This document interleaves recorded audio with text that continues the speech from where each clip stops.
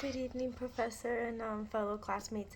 I did the video Spanish Soccer Refuses to Step Down by PBS regarding Luis Rubialis. The video was it was a great video. As I watched it, I asked myself several questions myself. My overall consensus regarding the video was that he was in the wrong. I absolutely agree with everyone in the video and what they said.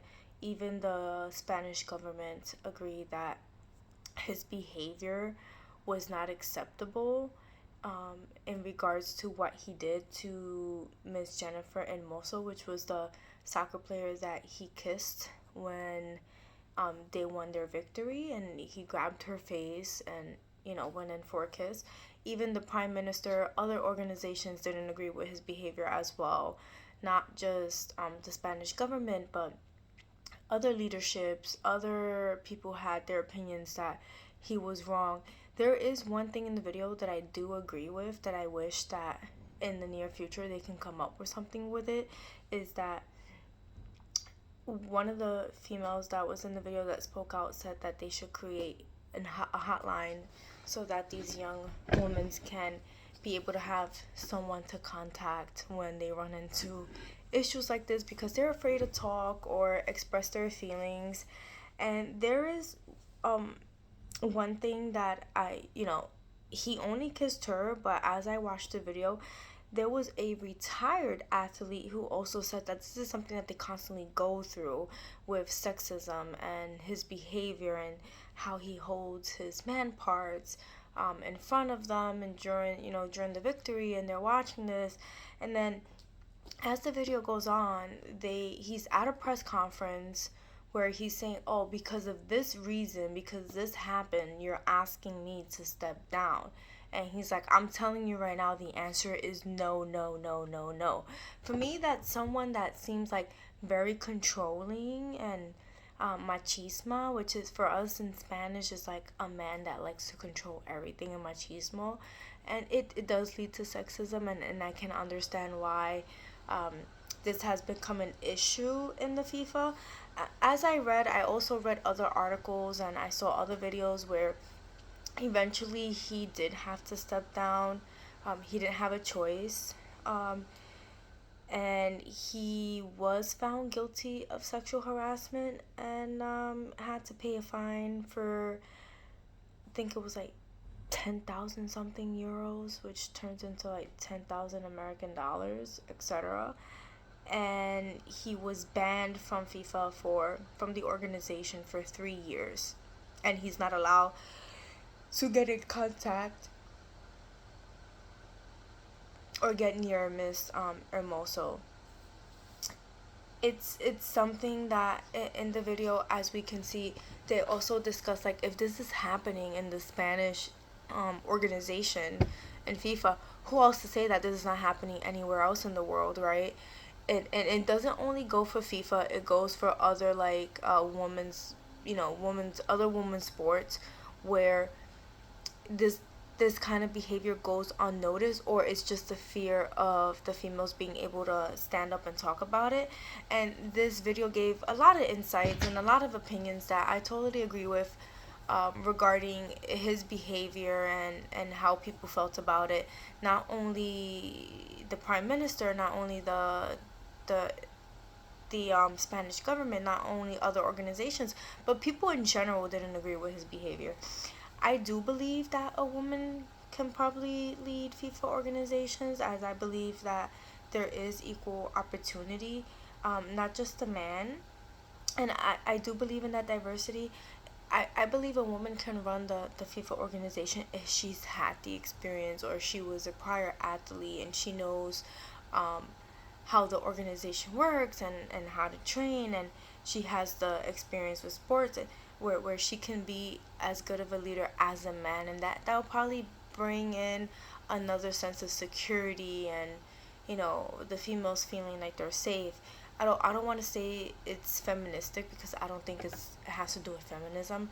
I just believe it just has to do with the experience and the willingness and the wanting to do it, and wanting to change an organization that has been led by men for many years, which I think females also have that capacity of being able to lead an organization and being able to win a lot of successes. I don't think people overreacted in the video about his actions. I do believe his actions were very wrong. It violated her in many ways. I do deem it as it being some type of sexual harassment. He should have not kissed her. Um, she didn't give consent to be kissed, and his behavior was uncalled for. It was not professional whatsoever as a leader to come in and do that to this athlete. I did, I did research and I saw some other videos where many other people said that he was in the wrong. I do understand that it can probably be a cultural thing for him and the background that he comes from. But when you a leader and you hold this very high position, and there's inclusion and diversity, and you do the equal employment opportunity, and then there's EO, and you go through all these trainings, you know what kind of behaviors are not acceptable, you know what kind of behaviors are deemed as sexual harassment. I'm just not sure if he did it based on his Spanish background, because I don't believe it was. I just believe that he knew what he did was wrong. I don't believe that it had anything to do with his Spanish background, because as a professional, um, you should know that that's not a way to treat someone, and then you do it in national television, and you just made this person feel completely uncomfortable, and you didn't consent to her. So and I did question in the beginning if it was cultural, and then I came to the conclusion that it was not cultural at all.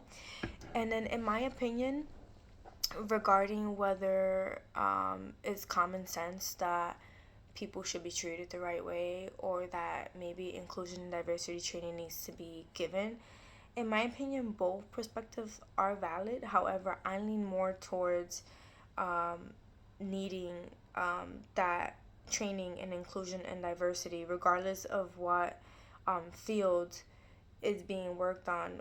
Proper treatment should always be common sense, but not many people have that. But we don't, over the last couple of years, we do see that this is an issue when it comes to female sports. We see this a lot where females are feeling uncomfortable, they're not getting properly treated, and oftentimes it's always a man that it's behind these females, and coaching them and directing them, and getting them to where they are, but they're not feeling respected as individuals and as women. And so the diversity training in a sports organization is essential for many reasons. The first one being that having this training in a sports organization can help mitigate cultural competence, and there are trainings that can help the organization understand cultural and social boundaries, and we can all learn like different cultures, which is very important. It's always good to know, but it's also good to set the boundaries and what's okay and what's not okay. um, when there's barriers and it's understood, it allows for everyone to be able to work with one another comfortably, and create a community that feels safe, and where everyone's on the same page.